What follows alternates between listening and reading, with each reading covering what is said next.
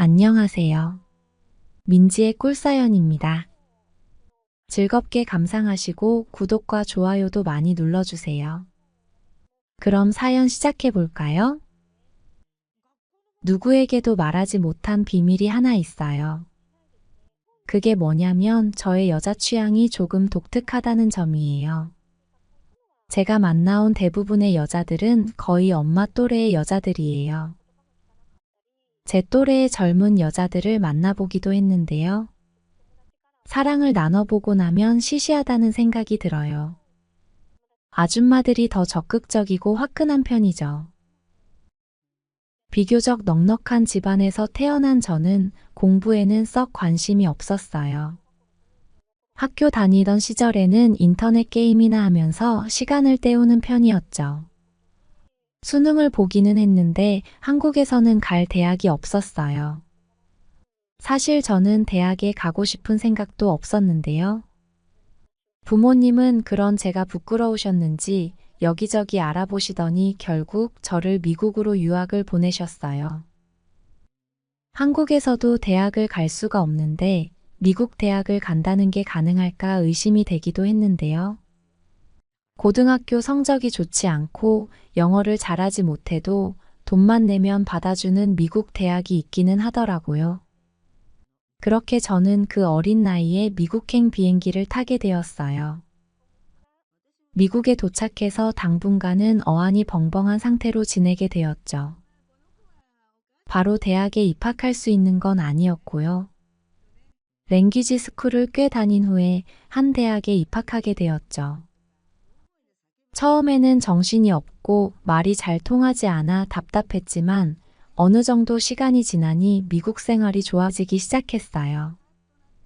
부모님 간섭 없이 미국에서 혼자 지내게 되니 정말 천국이 따로 없었죠. 대학 공부를 해야 한다는 점만 빼면 정말 하루하루가 즐거운 날들이었어요. 원래가 쾌활한 성격이기도 했고 덕분에 다양한 국적의 친구들도 많이 사귀게 되었어요.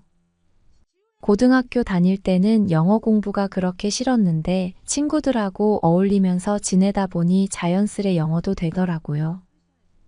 어느 날은 꿈에서조차 사람들하고 영어로 대화를 나눌 만큼 미국 생활에 저는 완전히 적응해 가고 있었어요. 그러던 중 대학교에서 주선해준 봉사활동에 참여하게 되었는데요. 거기서 제 인생이 확 바뀌는 경험을 하게 되었어요. 봉사활동을 주선하던 단체의 관리자는 50대쯤으로 보이는 백인 아줌마였는데요. 키도 170이 넘어 보였고요. 나이는 먹었지만 확실히 외국 여성이어서 그런지 멋지더라고요. 자기 관리를 잘했는지 뒷모습만 봐서는 20대 아가씨라고 해도 믿을 만큼 늘씬한 아줌마였어요. 그런데 그 백인 아줌마가 저를 대하는 데서 조금 이상한 느낌이 들었는데요. 20대 초반의 동양인인 저에게 꽤 호기심을 보이는 듯 했어요. 저는 처음에는 그저 외국인인 저에게 보이는 호의라고 생각을 했었죠. 그 당시만 해도 영어에 자신감이 붙어가던 때라 외국인하고 이야기하는 게 좋았는데요. 저에게 친절하게 대해주는 그 아줌마와 봉사활동을 하면서 많은 대화를 나누게 되었죠. 그러다가 저는 그 아줌마의 집에 저녁 식사 초대를 받게 되었는데요. 아줌마의 자세한 히스토리는 알 수가 없었지만 교외의 조용한 주택에 혼자 살고 있더라고요. 그렇게 그 아줌마의 집에 초대를 받은 날 같이 식사도 하고 술을 마시던 중 분위기에 휩쓸려 그 아줌마에게 제 처음을 헌납하게 되었죠. 키도 크고 체격도 좋은 그 아줌마는 힘도 세더라고요. 그래서 그랬는지 안방으로 저를 데려가서 거칠게 밀어붙이는 그 아줌마에게 리드를 당하게 되었어요. 그 일이 있고 나서는 처음 며칠간은 엄청 당황스럽고 혼란스러웠는데요. 혼자 있으면서 곰곰이 생각해보니 그 아줌마와의 연애가 나쁘지 않게 느껴졌어요. 그렇게 그 백인 아줌마 덕분에 저는 제 취향을 깨닫게 된 거였죠. 저는 나이든 아줌마들을 좋아한다는 사실을 알게 되었어요. 그렇게 그 백인 아줌마와 한동안 신나게 연애를 하게 되었고요. 정말 고삐 풀린 말처럼 우리는 뜨거운 데이트를 나눴던 것 같아요. 그 후로는 한인타운에서 알게 된 아줌마들을 만나면서 저의 비밀스러운 사생활이 시작되었죠. 아무래도 타국에 있을 때에는 한국 사람들을 만나게 되면 더 쉽게 친해지고 가까워지는 편이에요. 특히나 나이 많은 아줌마들과는 더 가까워지고 친해지기 쉬웠던 것 같아요. 그 중에서도 한인타운 교회에서 만난 한 아줌마가 기억에 많이 남아요. 그 아줌마 남편은 일 때문에 한국에 남아있고 아이들 둘을 데리고 미국에 오신 분이었는데요. 엄마 또래였던 그 아줌마는 조용한 성격에 아주 차분해 보였어요. 교회에서도 조용하게 예배만 드리고는 떠나는 듯 했죠. 그런 얌전해 보이는 이미지에 저는 더 끌리게 되었어요. 젊은 친구들은 미국에 오면 금방 영어가 늘긴 하는데요. 아줌마는 나이가 있어서 그랬는지 언어가 쉽게 늘지 않아서 늘 생활 반경이 집, 마트, 교회 정도인 것 같더라고요. 조용한 성격의 사람들하고 막 어울리는 듯 하지도 않았고요. 그래서 그랬는지 제 느낌이었는지는 모르지만 아줌마의 얼굴에는 외로움이 늘 가득해 보였어요. 그래서 어느 일요일 교회 앞마당에서 교인들이 모여서 이야기를 나누고 있을 때 그 아줌마에게 다가가서 말을 건넸죠. 아줌마는 교회에서 만난 저를 크게 경계하지 않았고요. 교회 이야기부터 평범한 미국 생활 이야기, 아이들 학교 이야기들을 하면서 첫 대화의 어색함도 금방 지워버릴 수 있었죠. 아줌마도 술술 이야기를 풀어가는 제가 편했는지 조금씩 본인의 미국 생활 이야기도 터놓았어요. 아이들을 늦게 낳았는지 그 아줌마는 우리 엄마보다도 나이가 몇 살 더 많더라고요. 그런 건 상관없었어요. 오히려 더 좋고 끌리더라고요. 저는 엄마나 이모를 대하듯이 편하게 그 아줌마를 대했고요.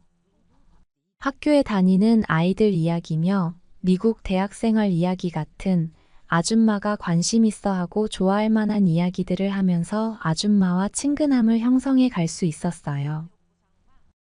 이후로 교회에서 몇 번 더 마주치면서 우리는 연락처도 주고받게 되었고요. 더 가까워지면서 저는 아줌마에게 간단한 생활 영어도 조금씩 알려드리기도 했죠. 아줌마는 아이들이 한참 사춘기라 집에서는 영어를 잘 알려주려고 하지 않아서 힘들었다면서 엄청 좋아했어요. 그렇게 조금씩 가까워지면서 우리는 교회 밖에서도 종종 만나게 되었죠. 함께 마트에 장을 보러 가거나 드라이브를 다니기도 했고요. 제가 타고 다니던 작은 세단 덕분에 아줌마와 드라이브 겸 좋은 경치를 감상할 수 있는 곳들로 자주 떠났죠. 차로 30분 정도 달리면 풍경이 장관인 곳이 있었는데 지나다니는 차량도 많지 않아 분위기가 정말 끝내줬죠. 그곳에서 차를 세우고 잠시 걸으며 대화를 나누곤 했어요. 아줌마는 마치 소풍을 온 것 같다며 기뻐했고 어느 날은 도시락을 싸와서 함께 나눠 먹기도 했죠. 더욱 가까워지면서 아줌마는 마음속 깊은 이야기들을 털어놓기 시작했어요. 아이들 교육 때문에 미국에 왔지만 남편이 옆에 없어 외로움을 자주 느낀다는 이야기를 하기도 했고요. 주변에 지인들도 없어서 아이들이 학교를 가버리고 나면 집에 혼자 있는 시간들이 너무 적막하게 느껴진다고 했죠. 그 이야기를 들으면서 저는 그녀에게 조금 더 다가가고 싶다는 마음이 점점 커져갔어요. 외롭다는 그 이야기가 저에게 신호를 보내는 건 아닐까 하는 생각이 들기도 했고요. 아무튼 그 아줌마에게 힘이 되는 존재가 되고 싶다는 생각이 가득했어요. 가벼운 만남이 아니라 그 아줌마가 진심으로 좋아졌던 것 같아요. 아줌마와 썸씽이 생긴 그날도 우리는 드라이브를 나와서 경치 좋은 길을 같이 걷고 있었는데요.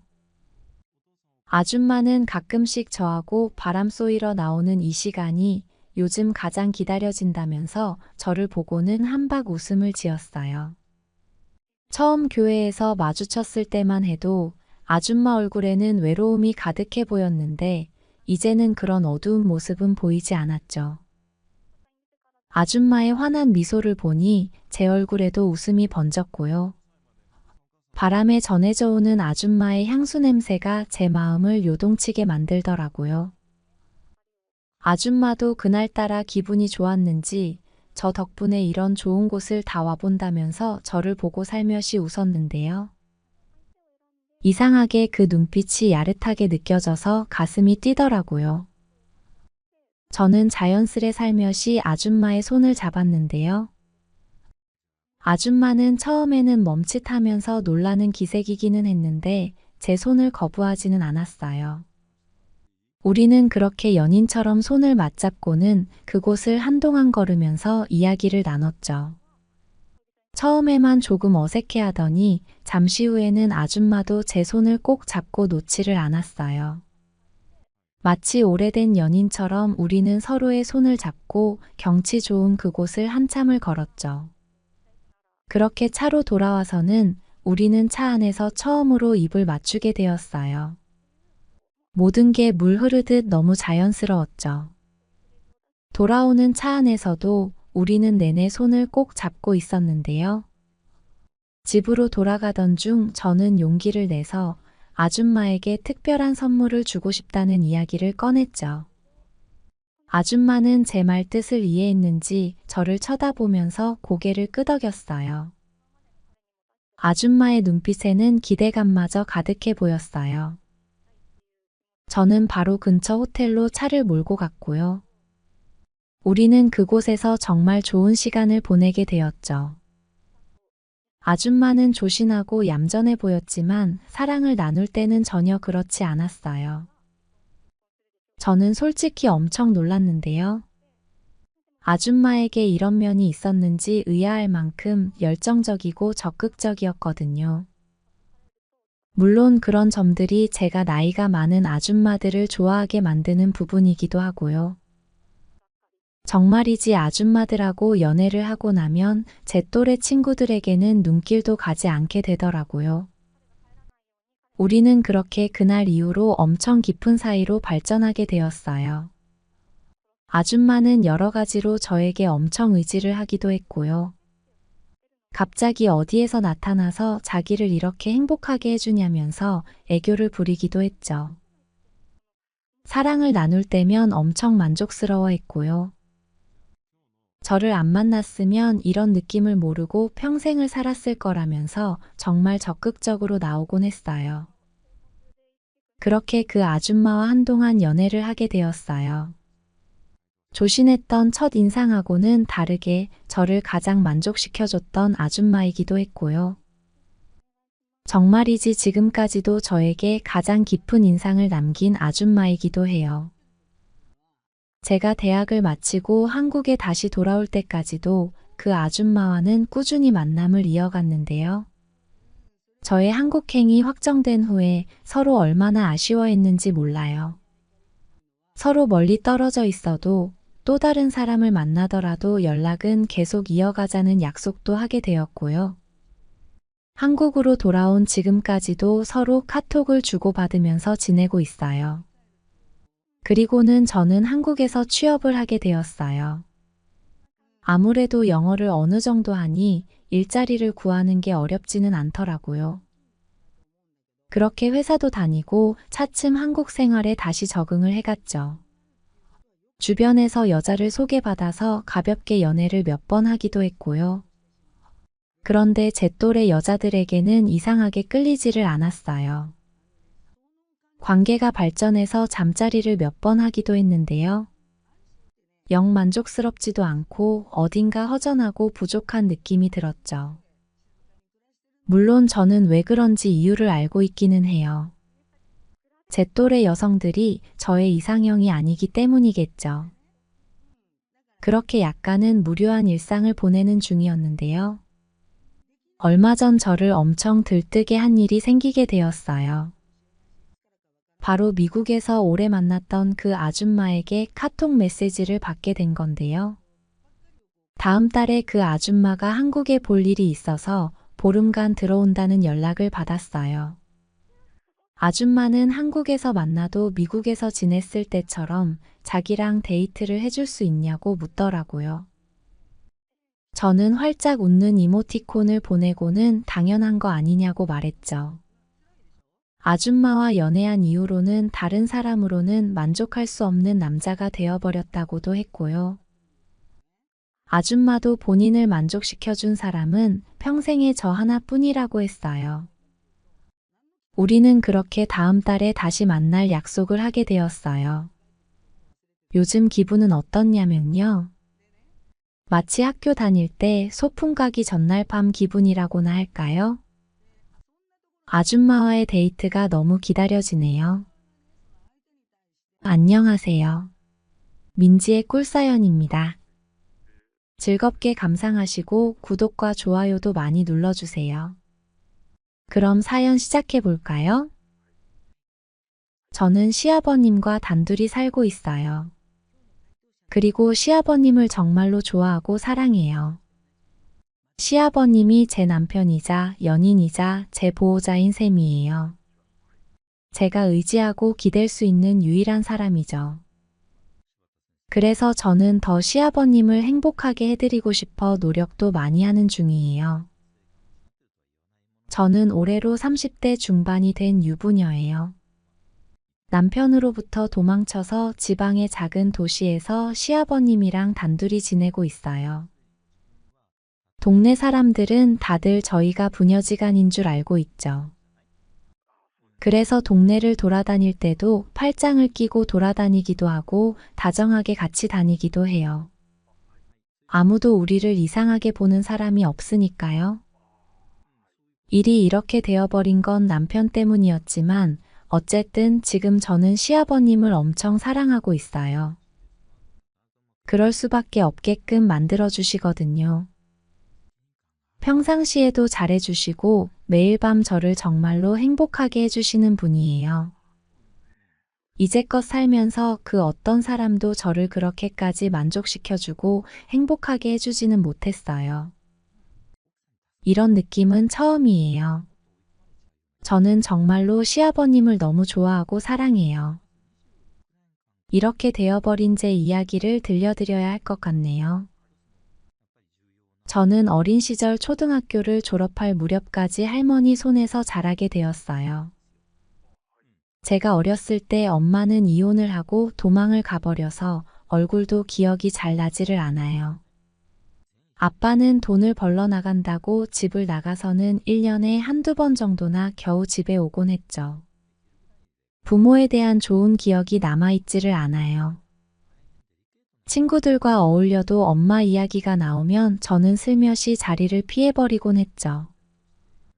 명절이나 크리스마스 같은 시기가 되거나 학교에서 부모님을 부르는 일이 생기면 저는 끝도 없이 기분이 우울해지곤 했던 것 같아요. 저를 키운다고 할머니는 고생을 많이 하셨어요. 할아버지는 돌아가셔서 안 계셨고 남기고 가신 재산도 별로 없었거든요. 그 당시 시장에 있는 식당에서 주방 일을 하면서 돈벌이를 하셨던 할머니는 본인 몸 하나 건사하기도 힘드셨을 텐데 저까지 키우셔야 했으니 무척 힘드셨을 거예요. 그래도 손녀딸인 제가 소세지 반찬을 좋아한다고 시장 마트에서 싸구려 소세지를 종종 사다가 밥을 차려주시고는 했죠. 할머니 손은 언제나 거칠고 주름져 있었어요. 인생이 고생스러웠을 텐데도 할머니 걱정은 늘 본인이 죽고 나면 혼자 남겨질 저에 대한 것이었죠. 엄마 아빠는 죽도록 미웠고 원망스러웠지만 할머니는 어린 저에게도 안쓰럽게 느껴지는 대상이었어요. 매일 밤 할머니 옆에서 잠들곤 해서 지금도 할머니의 그 채취가 기억이 날 정도예요. 평생 가는 어린 시절의 기억이 할머니여서 그런지 저는 나이 많은 사람들이 편하고 좋았던 것 같아요. 그래도 할머니가 살아계실 때는 그나마 제 인생이 안정적인 편이었죠. 제가 초등학교를 졸업할 무렵 할머니는 돌아가시게 되었고, 저는 세상에 혼자 남겨지게 되었어요. 수년째 집에 돌아오지를 않았던 아빠는 할머니의 장례식장에 코빼기도 비치지 않았고요. 할머니를 보내드리고 나서는 그 무렵까지 얼굴도 몇 번 본 적이 없었던 큰아빠라는 사람의 집에서 지내게 되었죠. 아빠는 삼형제 중 둘째였는데요. 작은 아빠는 그 당시에 결혼도 하지 않았고 어디 공장에서 먹고 자고 하는 통에 저를 맡아줄 수 없는 상황이었고요. 그나마 결혼해서 가정이 있는 큰아빠가 저를 맡게 되었던 거죠. 장례식장에서 저를 두고는 서로 맡기를 부담스러워하면서 난처해하던 그 대화를 엿듣게 되었을 때 저는 할머니 장례식을 마치고 도망을 가고 싶었는데요. 어린 제가 뭘 할 수 있었겠어요. 어쩔 수 없이 큰아빠라는 사람을 따라가서 생활하게 되었죠. 큰아빠는 저에게 정이 없는 듯 했어요. 그나마 다행이었던 건 큰엄마는 저에게 못되게 굴지 않았다는 점이었죠. 영화나 드라마를 보면 저 같은 입장에 놓이게 된 인물들이 구박받고 멸시받는 것처럼 그려지는 경우가 종종 있는데요. 큰엄마는 다행히 그렇게 악독한 사람은 아니었어요.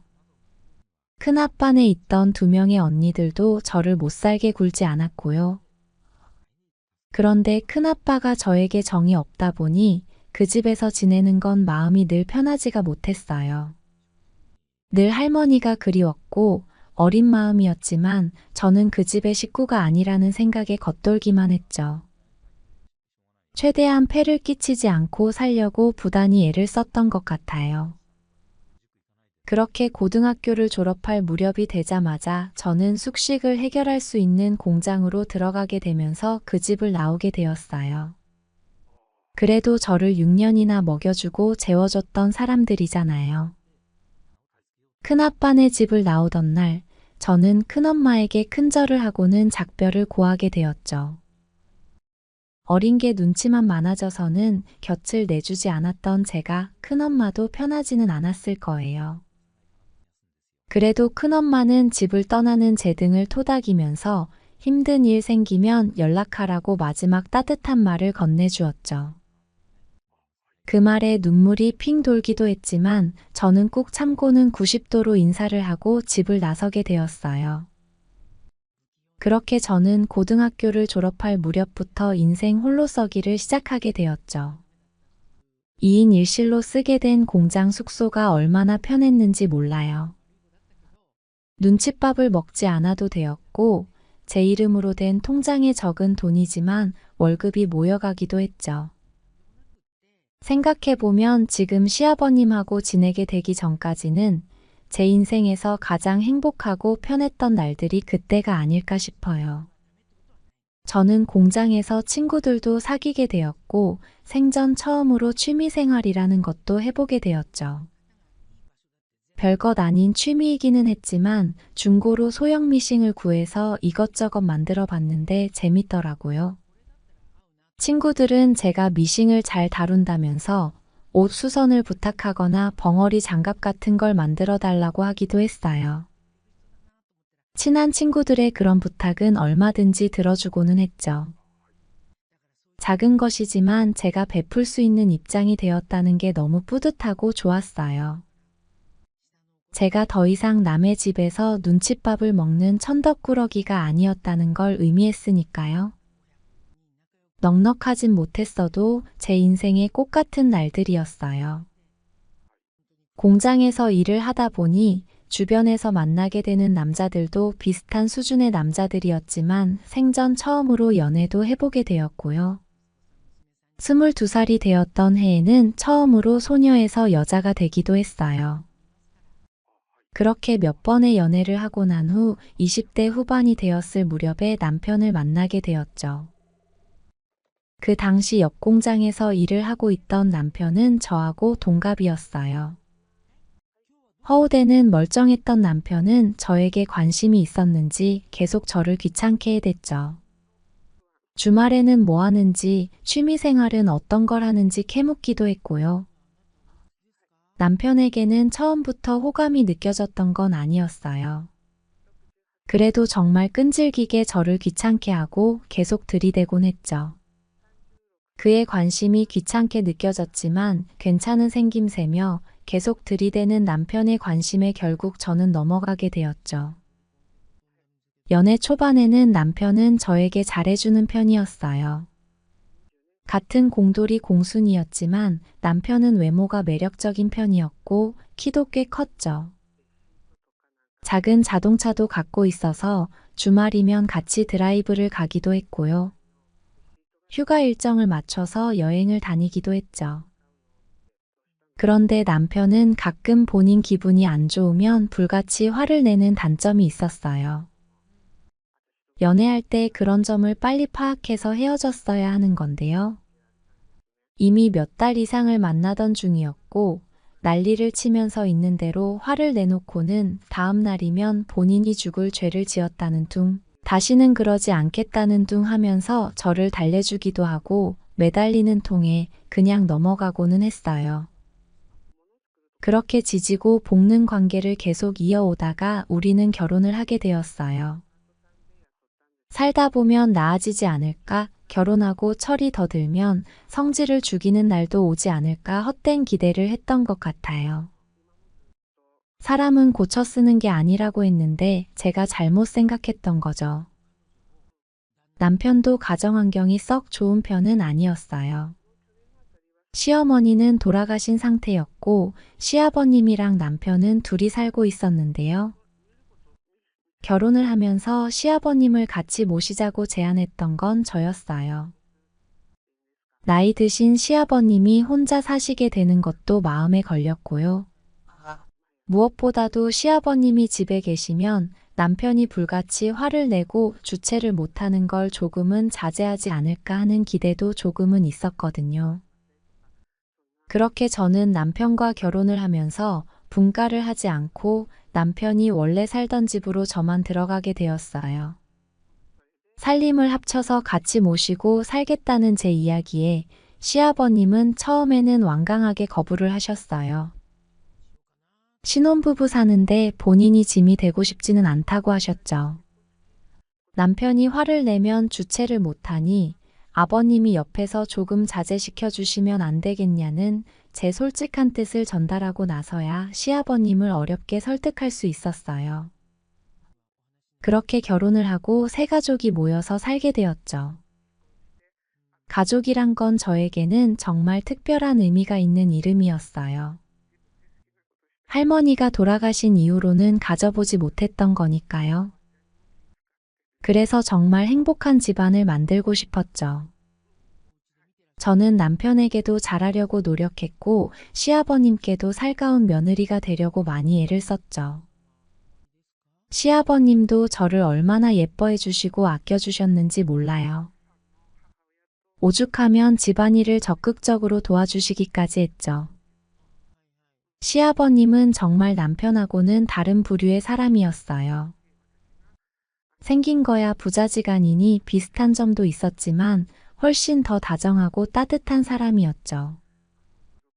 오죽하면 남편 성격이 시아버님하고 비슷했으면 좋겠다는 생각을 얼마나 많이 했는지 몰라요. 또 이제는 연락이 완전 끊겨버린 아빠라는 사람하고는 비교도 할 수 없을 만큼 정이 가는 사람이었죠. 남편하고 부부싸움을 하고 나면 저를 달래주는 건 늘 시아버님이었어요. 본인이 아들을 잘못 키웠다면서 나쁜 남편을 만나서 고생이 많다고 되려 본인이 더 미안해하시곤 했죠. 그렇게 다독여주는 시아버님 때문에 그나마 남편과의 결혼 생활을 조금은 유지할 수 있었어요. 그런데 시간이 가면서 남편의 만행은 정도가 심해지기 시작했죠. 연애 시절에는 소리만 지르고 물건을 집어던지는 수준까지만 화를 냈었는데 결혼하고 몇 달이 지난 후로는 저에게 손찌검을 하기 시작했어요. 정도가 지나친 부부싸움에 말리러 오신 시아버님하고도 목소리를 높여서 대들고 싸우기까지 했고요. 그러다가 결국에는 말리는 시아버님하고 몸싸움까지 벌이는 황당한 상황이 벌어지기도 했죠. 본인 성질을 주체 못하는 남편은 아버님이고 저고 눈에 보이는 게 없는 듯 했고요. 그러면서 남편하고 시아버님 사이도 급격히 안 좋아지기 시작했던 것 같아요. 아버님도 미쳐 날뛰는 남편에게 두 손 두 발을 다 드신 듯 했죠. 남편은 본인이 불같이 화를 내놓고는 집을 나가버리고 며칠씩 안 들어오기도 했는데요. 정말이지 저에게 손찌검까지 하고 집을 나가버린 남편이 너무 미운 생각이 들었고 정말 남편이 어딘가로 사라져버렸으면 좋겠다는 생각마저 들었어요. 남편과의 결혼 생활은 힘들었지만 저를 달래주시는 시아버님하고 단둘이 있게 되면서 그나마 조금은 위로를 받을 수 있었죠. 시아버님과 단둘이 있으면 어렸을 때 같이 살았던 할머니 생각이 나기도 했고요. 저를 버리고 떠나버렸던 아빠에게는 느끼지 못했던 푸근함도 느껴지면서 시아버님이 좋았어요. 그 무렵부터 차라리 따뜻하고 다정한 시아버님이랑 단둘이 살고 싶다는 생각을 하기도 했어요. 그런 생각이 들기 시작하더니 시아버님에게 묘한 감정이 느껴지기 시작했던 것 같아요. 그러던 어느 날이었는데요. 며칠 전 있는 대로 성질을 내고 집을 나가버린 남편은 며칠째 연락도 없이 안 들어오고 있는 상태였어요. 사실 언젠가부터 남편은 제 마음에 자리가 별로 없었어요. 오히려 집에 안 들어오는 게 저를 편안하게 해주는 일이라는 생각마저 들었죠. 그 무렵 제 마음은 시아버님에게 조금씩 움직이고 있었어요. 시아버님이 좋았고 잘해드리고 싶다는 생각에 어떤 것이든 해드리고 싶었죠. 저는 제 마음이 뭘 원하고 있는지 깨닫게 된 어느 날 밤 조용히 베개를 들고 시아버님 방으로 가게 되었고요. 살짝 놀라신 시아버님은 처음에는 당황하셨지만 곧 저를 품어주셨어요. 그렇게 그날 저는 결혼 후에 가장 편안하고 행복한 밤을 보내게 되었죠. 그 후로 남편이 집을 비울 때면 저는 시아버님과 좋은 시간을 보내곤 했어요. 결국 어느 날인가 저는 시아버님을 좋아한다고 이야기를 드렸고요. 멀리 다른 곳으로 도망가서 시아버님하고 단둘이 지내고 싶다는 이야기를 꺼냈죠. 시아버님은 그 이야기에 처음에는 고민을 많이 하시는 듯 했지만 진심이라는 걸 아시고는 제 뜻을 따라주시기로 하셨죠. 그렇게 저는 지옥 같은 결혼 생활을 마무리하고 시아버님하고 먼 곳으로 같이 떠나게 되었어요. 남편이 찾기 어려운 외딴 곳에서 작은 방 2개짜리 빌라를 얻어서 아버님하고 둘이 지내게 되었죠. 시아버님은 처음에는 방을 따로 쓰자고 하셨지만 저는 그냥 같이 지내자고 했어요. 서로의 마음을 다 확인까지 했는데 각 방을 쓸 이유가 없었으니까요. 그렇게 시아버님하고 저는 부부처럼 지내게 되었어요. 저하고 아버님은 휴대폰 번호도 다 바꿔버렸고요. 남편하고는 이제 연을 완전히 끊어버렸죠. 이제 그 사람은 제 인생에서 없는 사람이나 마찬가지예요. 제 인생이 지금 어떻냐면요. 지금이 제 인생에서 가장 빛나는 날이라고 자신 있게 말할 수 있을 만큼 행복해요. 시아버님에게서 할머니와 함께 살 때의 그 느낌들이 느껴져요. 몸과 마음 모두가 더할 나위 없이 행복하고 만족스러워요. 시아버님은 낮에도 밤에도 저를 너무 행복하게 해주시는 분이거든요. 저는 시아버님이 아직 정정하셔서 너무 좋고요. 돌아가시는 그날까지 옆을 지킬 생각이에요.